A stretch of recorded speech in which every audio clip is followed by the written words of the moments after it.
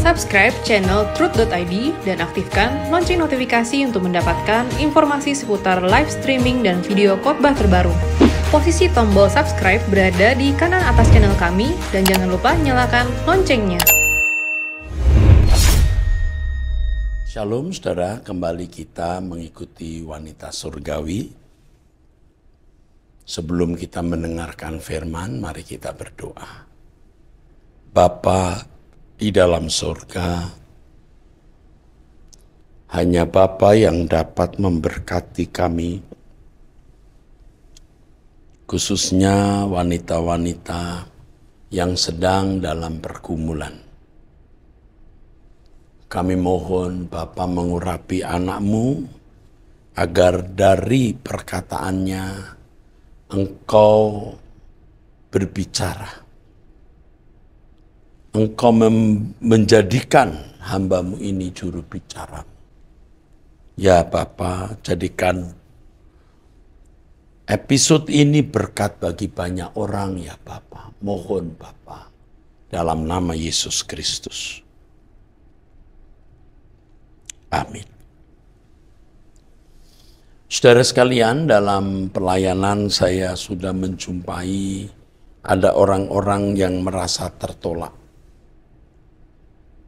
Mudah tersinggung, curiga, mudah sakit hati, merasa disingkirkan.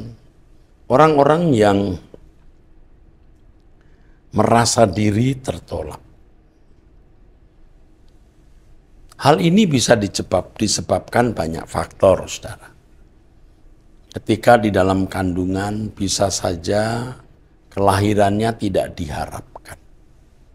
Sampai orang tua, ibu minum obat-obat untuk menggugurkan kandungan.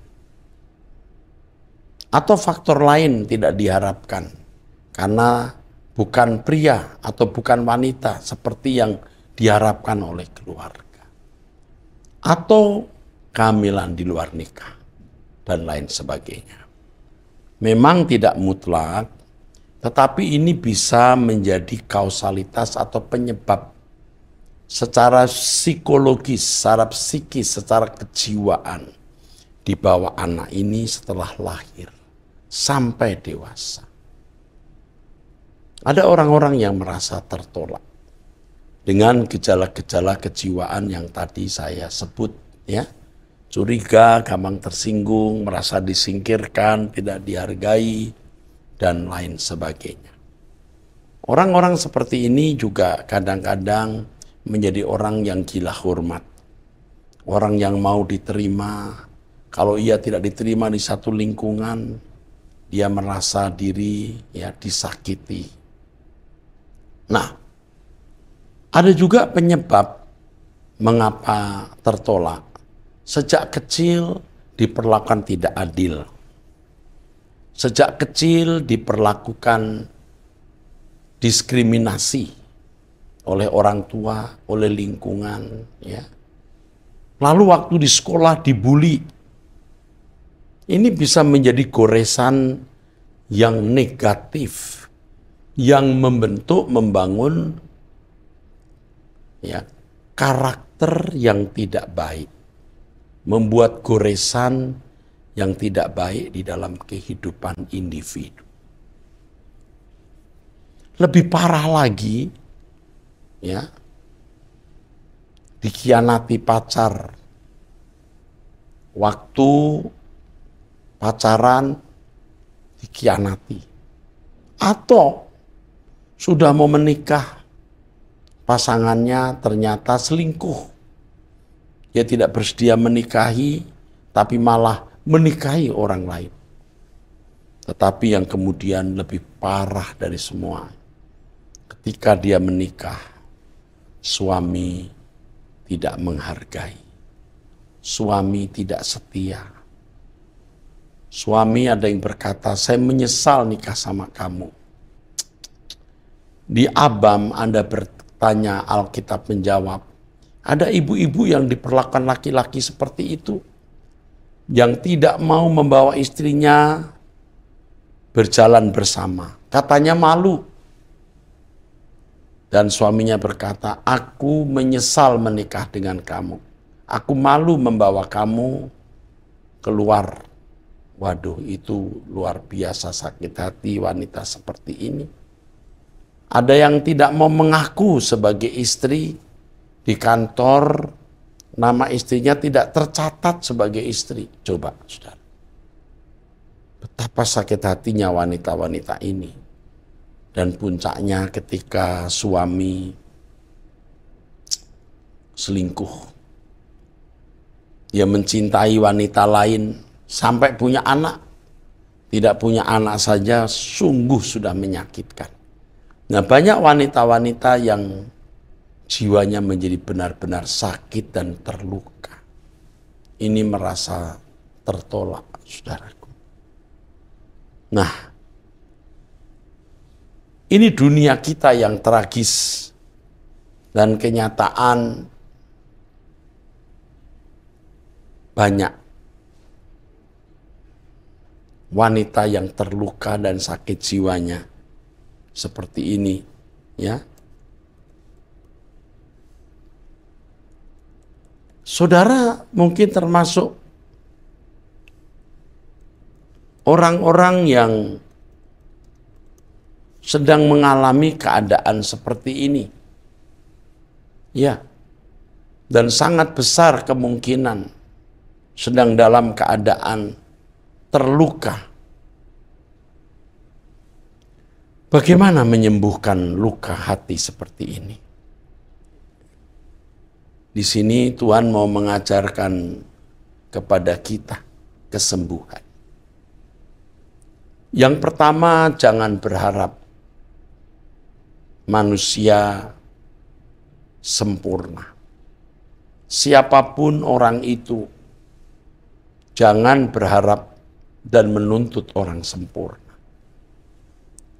Orang yang paling saudara percayai suatu hari bisa mengecewakan. Ya. Orang yang paling saudara percayai bisa berkhianat. Dan kalau hal itu terjadi di dalam hidup saudara, saudara tidak menjadi kecewa ketika saudara sudah mempersenjatai pemikiran bahwa tidak ada manusia yang sempurna. Tidak ada manusia yang 100% sempurna dan bisa diharapkan. Jadi ketika kita dilukai, ya, kita sudah siap menghadapi kenyataan bahwa memang tidak ada manusia yang sempurna. Itu yang pertama. Yang kedua, saudara harus ingat, kalau itu pasangan hidupmu, dia tidak pernah merencanakan untuk mengkhianati saudara. Tetapi iblis kuasa kegelapan yang telah menggiring dia, membawa dia kepada tindakan dan perbuatan yang menyakiti saudara. Dia tidak merencanakan. Dia tidak bermaksud pada mulanya berbuat demikian. Tapi setan telah mengarahkan dia untuk melakukan perbuatan yang menghancurkan hidupnya dan menghancurkan Anda. Jadi yang pertama, jangan berharap manusia sempurna. Pasangan hidupmu, orang tua, anak, atau siapapun. Yang kedua, mereka tidak merencanakan untuk itu. Tetapi iblis telah membuat mereka menjadi seperti demikian. Yang ketiga, kita harus berharap hanya Tuhan saja yang dapat memenuhi kebutuhan batin dan jiwa kita. Jangan berharap manusia bisa memenuhi kebutuhan batin dan jiwa kita. Jangan berharap. Manusia bisa memberi kita kebahagiaan yang terbatas, mengisi jiwa dan batin kita secara terbatas. Tetapi tidak akan bisa memenuhi kebutuhan batin jiwa kita. Sebab batin jiwa kita hanya bisa dipenuhi oleh Allah. Perjumpaan Yesus dengan perempuan Samaria di Perigi Yakub dekat kota Sikhar menjadi pelajaran yang berharga ketika Yesus berkata kepada perempuan Samaria itu, "Kamu minum air ini, kamu haus lagi. Tapi kalau kau minum air yang kuberikan, kamu tidak akan haus lagi." Artinya kamu minum air dunia ini, kamu akan tetap merasa kurang. Tetapi kalau air yang kuberikan, yaitu Tuhan sendiri, itu akan bisa menjawab kehausan jiwa kita. Renungkan, pikirkan, ada lubang di dalam jiwa kita, ada rongga di dalam jiwa kita yang tidak bisa dipenuhi dan diisi oleh siapapun kecuali oleh Tuhan. Inilah yang membuat kita bisa kuat menghadapi segala sesuatu ketika Tuhan mengisi kekosongan jiwa kita. Dan Tuhan pasti bisa memuaskan dahaga jiwa kita. Ingat kisah di Kana, perkawinan di Kana, ya. Ketika terjadi atau berlangsung perkawinan di Kana, kehabisan anggur, Yesus mengubah air menjadi anggur. Ternyata anggur yang dibuat oleh Yesus lebih baik dari anggur yang telah diminum oleh tamu-tamu di pesta itu. Sehingga pemimpin pesta berkata kepada tuan rumah, biasanya orang menyajikan anggur yang baik dulu, baru yang kurang baik. Tetapi ini anggur yang lebih baik dari sebelumnya. Anggur yang diberikan manusia baik dulu, belakangan tidak baik. Ya, manusia bisa memberikan yang baik dulu dengan janji-janji surga, tetapi tidak mengakhirinya dengan baik, tidak meneruskannya dengan baik. Itu manusia, tapi Tuhan memberi yang terbaik, selalu yang terbaik. Itu Tuhan. Dan Tuhan tidak akan pernah meninggalkan kita. Yesaya pasal 49 ayat 14 tertulis, Sion berkata, Tuhan telah meninggalkan aku dan Tuhanku telah melupakan aku. Rupanya masyarakat Yahudi di Yerusalem atau umat pilihan secara darah daging yaitu orang Israel pernah merasa ditinggalkan oleh Allah Elohim Yahweh. Sion berkata, Yahweh telah meninggalkan aku dan Tuhanku telah melupakan aku. Ya, pernah merasa ditinggalkan. Lalu firman Tuhan, dapatkah seorang perempuan melupakan bayinya sehingga ia tidak menyayangi anak dari kandungannya? Sekalipun dia, yaitu ada perempuan yang melupakan bayi yang disusuinya, sekalipun dia melupakannya, aku tidak akan melupakan engkau. Kesetiaan Tuhan lebih dari kesetiaan seorang ibu. Kasih Tuhan lebih dari kasih seorang ibu. Jadi saudara-saudaraku sekalian, kalau kita menjadi orang yang pernah tertolak dan sampai sekarang kejiwaan kita menjadi rusak karena tertolak tersebut, jangan lagi kita menjadi sakit. Tuhan bisa menyembuhkan jiwa kita yang rusak. Yang saya sampaikan kepada saudara hari ini sungguh-sungguh kehendak Tuhan. Ikatkan hati dan batinmu dengan Tuhan. Jadikan dirimu kekasih Tuhan. Kamu akan mengalami kesembuhan. Ini benar-benar akan saudara alami. Benar.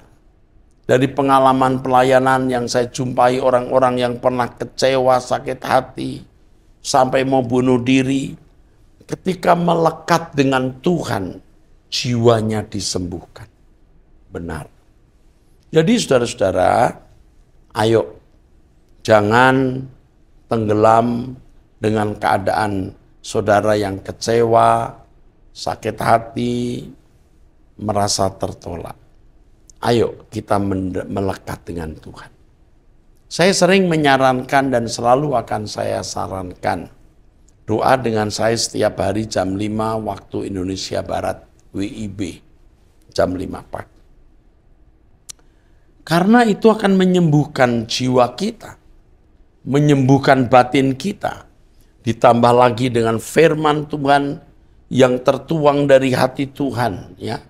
Lewat pemberitaan firman di truth.id, itu akan sangat berkuasa, powerful, berkuasa mengubah saudara. Saya kira kita semua pernah memiliki perasaan-perasaan negatif, dalam hal ini perasaan tertolak. Kita bisa membuktikan bahwa ternyata Tuhan yang bisa menyembuhkan kita. Bukan hanya ibu-ibu, bapak-bapak, kaum pria juga yang jiwanya sakit karena merasa tertolak. Ya, bisa. Kalau di gereja kadang-kadang pemimpin diganti sakit hati. Ya, jadi orang yang kehilangan kepercayaan diri, yang tadinya menjadi ketua sekarang diganti jadi post power syndrome. Ini orang-orang yang sebenarnya ada perasaan tertolak. Padahal saudara, kita itu berharga bukan karena jadi pemimpin, bukan karena dihargai orang, bukan karena disayang orang, bukan karena terhormat. Kita berharga karena kita dihargai Tuhan. Kita berharga karena Tuhan menilai kita berharga. Saudara buktikan, ketika saudara menjadikan Tuhan kekasih saudara, ketika Tuhan menjadi harta kemuliaan saudara, saudara akan sembuh. 100% dalam nama Yesus Kristus saudara akan sembuh dari perasaan tertolak dan perasaan-perasaan negatif. Kalau saudara sungguh-sungguh menjadi kekasih Tuhan, saudara bisa mencintai Tuhan dengan tulus, dengan limpah. Jiwamu menjadi sembuh. Karena saudara pun akan menikmati kasih Tuhan. Tuhan itu pribadi yang hidup, yang nyata. Senyata suami atau istri atau kekasih atau orang tua yang dapat mengisi kekosongan kita. Tuhan juga Allah yang nyata, Allah yang hidup, yang bisa menyatakan kehadirannya di dalam perasaan kita. Dan kita merasakan jamahan, sentuhan, belayan kasih sayang Tuhan. Dan itu nyata, bisa kita alami, nyata bisa kita rasakan. Dan itu sungguh-sungguh menyembuhkan jiwa kita yang negatif, jiwa kita yang rasa tertolak. Betapa saudaraku sekalian, indahnya mengenal Allah yang benar, Allah yang hidup. Setelah Tuhan nanti menyembuhkan kita, saudaraku, kita akan bisa menjadi alat dalam tangan Tuhan, menyembuhkan orang lain. Karena Tuhan menjadikan kita ini alat di dalam tangannya untuk membelas kasihani orang lain, membelai orang lain dengan kasih sayang dan perhatian kita yang tulus, Ya, perhatian dan kasih kita yang tulus yang bisa dirasakan orang. Dan Tuhan mau menyembuhkan mereka melalui hidup kita. Tapi kalau saudara terus-menerus dalam keadaan tertolak, saudara akan makin terkubur. Saudara tidak akan menjadi berkat, tapi dimanapun saudara berada akan menjadi batu sandungan. Saudara akan menjadi orang yang gampang tersinggung, curiga, suka menyerang orang, gila hormat, mau dihargai, dan itu makan korban, saudara. Ingat, Tuhan mengasihi saudara dengan kasih yang sempurna, lebih dari kasih seorang ibu. Kalau seorang ibu bisa meninggalkan bayi yang sedang disusuinya, rasanya tidak ada ya. Tapi kalaupun ada, Tuhan berkata, aku tidak akan pernah meninggalkan kamu. Saya mengajak saudara untuk bisa bermesraan dengan Tuhan. Bercinta dengan Tuhan. Dan hal ini akan membuat saudara sembuh dari perasaan-perasaan negatif. Beri aku tempat dalam hatimu, dan engkau tetap tinggal dalamku. Tulis namaku dalam hatimu, ku selamanya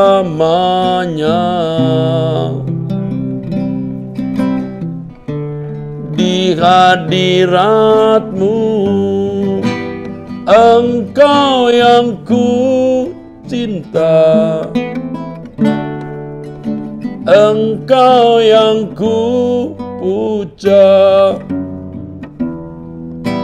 kekasih hati, kesayangan abadi. Engkaulah hartaku, kemuliaanku, selamanya kau kebahagiaanku.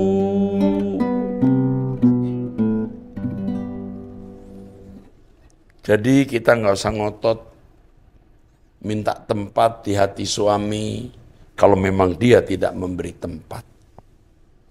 Jangan ngotot memberi tempat, minta tempat di hati istri kalau memang dia tidak mau memberikan tempat.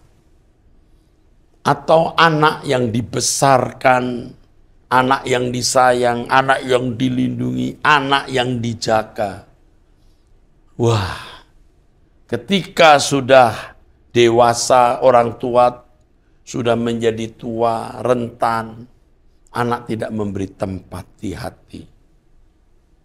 Anak tidak memberi tempat bagi orang tuanya di hatinya. Tidak sedikit anak-anak yang tidak memberi tempat untuk orang tuanya. Dia sudah punya anak-anak sendiri, dia punya pasangan hidup, orang tuanya dilupakan. Dia tidak memberi tempat. Dan orang tua seperti ini kecewa. Saya sudah bertemu dengan orang tua seperti ini. Sakit hati, kecewa. Tapi kepada Bapak, Ibu, saudara-saudara, orang-orang tua yang tidak mendapat tempat di hati anakmu, jangan kecewa lalu kau menjadi sakit. Jiwamu jadi sakit, engkau tertolak. Dan sakitnya hatimu, perasaan tertolakmu, bisa menjadi kanker, tumor, atau penyakit lain. Tidak usah. Lupakan kalau memang mereka tidak memberi tempat yang patut, tidak memberikan tempat yang pantas di hati mereka. Sekarang bagaimana kita punya tempat di hati Tuhan.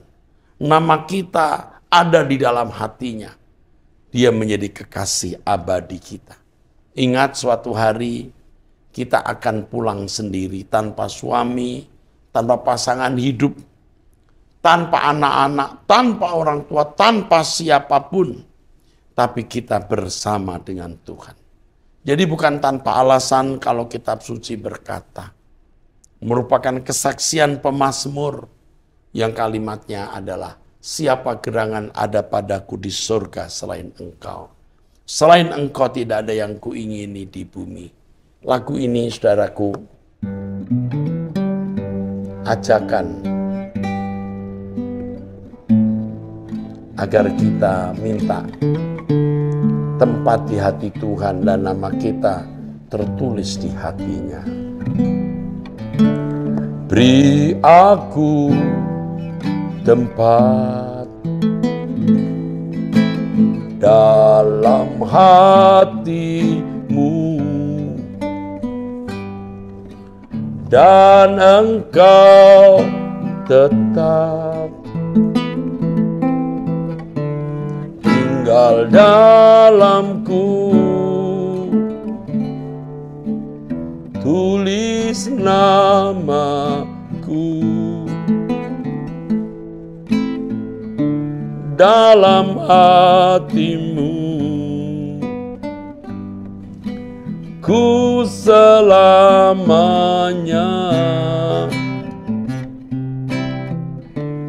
di hadiratmu. Engkau yang ku cinta,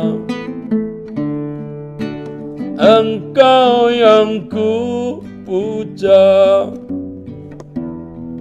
kekasih hati, kesayangan abadi. Engkaulah hartaku,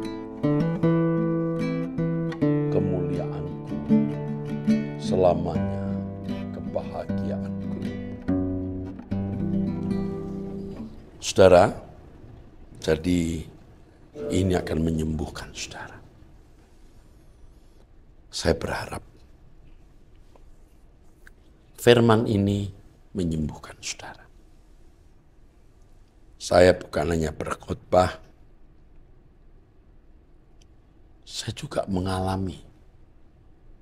mengalami bagaimana saya tertolak, dan itu menjadi masalah kejiwaan. Membuat saya melukai orang lain dengan mudah. Tetapi setelah terus bertumbuh dan saya mengikatkan diri menjadi kekasih Tuhan, saya mengalami kesembuhan. Dan setelah kita sembuh, kita menyembuhkan orang lain. Setelah kita sembuh, kita menyembuhkan orang lain. Kalau Tuhan sudah melawat kita, memberikan kasih sayang, kita sembuh dari penyakit jiwa kita, yaitu perasaan tertolak, maka kita menyembuhkan orang lain.